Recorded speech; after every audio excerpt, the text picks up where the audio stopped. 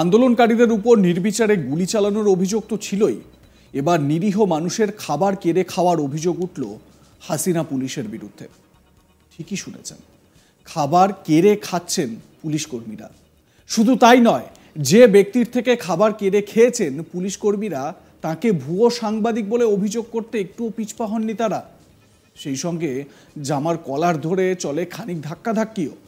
শেষে সংবাদ মাধ্যমের কর্মীরা এগিয়ে গিয়ে জিজ্ঞাসাবাদ করতে শুরু করলে আসল ছবিটা সামনে আসে। সাংবাদিকদের মধ্যেই কারোর ক্যামেরায় ধরা পড়েছে সেই গোটা ঘটনা।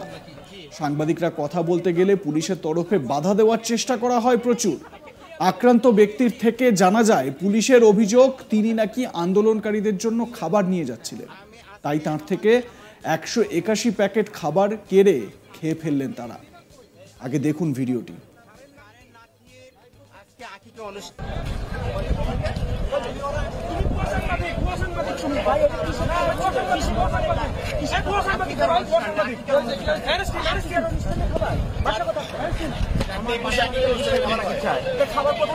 খাচ্ছে এরকম নাকি? জি বলেন একটু, আপনার খাবার পুলিশ খাচ্ছে?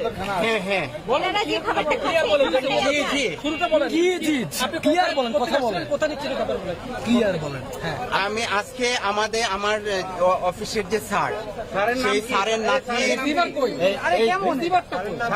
নাতির আজকে আকিকা অনুষ্ঠান, নাতিন হয়েছে আমার আকিকা অনুষ্ঠান। সেই আকিকা অনুষ্ঠানের খাবার দেবো, সেই খাবারটা নিয়ে আসছি পুরান ঢাকা থেকে।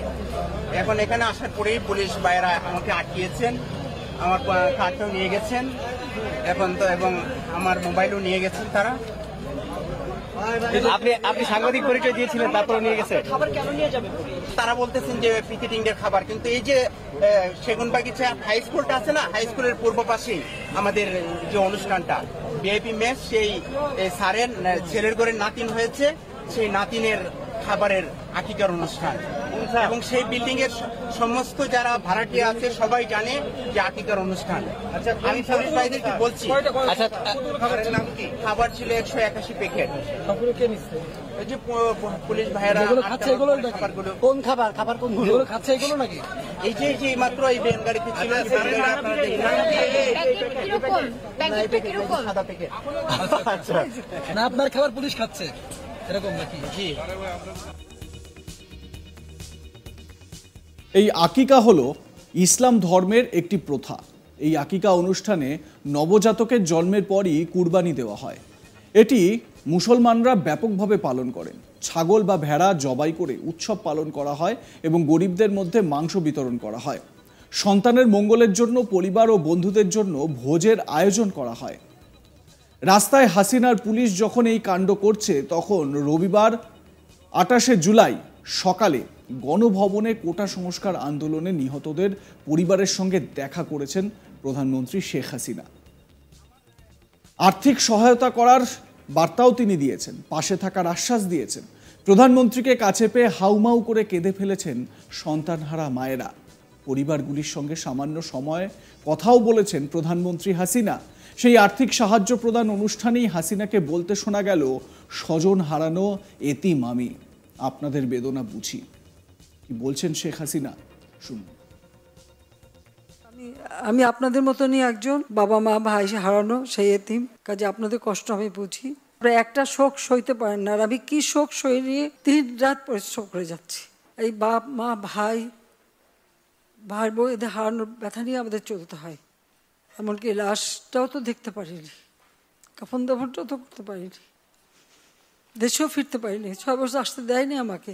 তবে যখন আসছি, সারা বাংলাদেশ ঘুরছি, চেয়েছি এই দেশের মানুষের জন্য একটু, কারণ আমার বাবা বলতেন দুঃখী মানুষের মুখে হাসি ফোটাও। আমি সেই চেষ্টাই করে যাচ্ছিলাম, কিন্তু এই যে বারবার যে এই ধরনের ঘটনা ঘটাবে, এই সন্ত্রাসী ঘটনা ঘটাবে, এটা তো কাম্য না।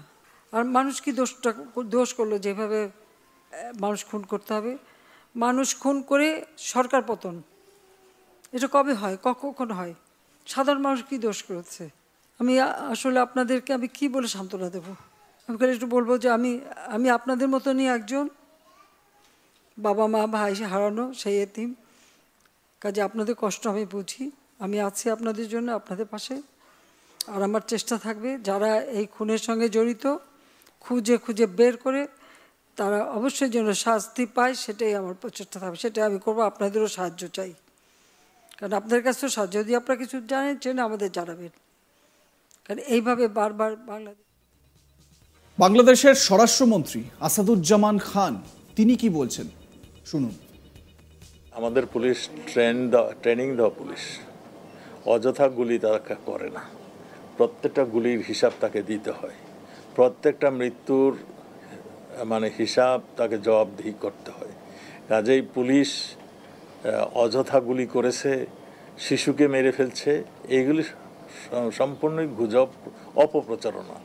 পুলিশ চরম তাদের উপরে যখন মানে এই যে থানাগুলি আক্রমণ করেছে, সেখানে পুলিশ আহত হয়েছে, সেখানে পুলিশ নিহত হয়েছে।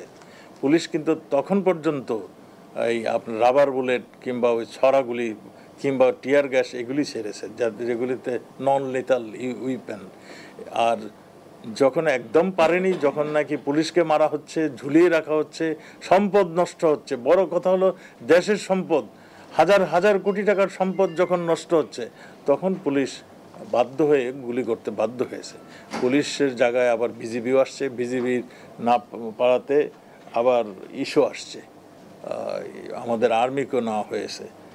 আর আপনাদের একটা রিকোয়েস্ট করব, আমি নারায়ণগঞ্জে এই কথাটা বলেছি, এরা শুধু এই আমাদের মানে অ্যাটাকই করেন নাই, এরা সম্পদ নষ্ট শুধু বিনষ্টই করেন নাই, আওয়ামী লীগের উপরে অ্যাটাকই করেন নাই, পুলিশের উপরে অ্যাটাক করেন নাই, আরও কিছু করেছেন। সেটা হলো একটা সামাজিক যোগাযোগের মাধ্যমে তারা এমন গুজব ছড়াচ্ছেন সারা বিশ্বে, মানে আপনারা শুনলে সেগুলি হাস্যকর মনে হবে আপনাদের কাছেই।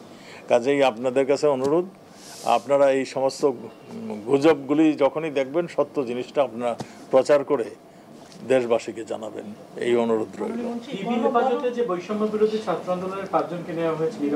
তারা মানে ঝুঁকিতে আছেন।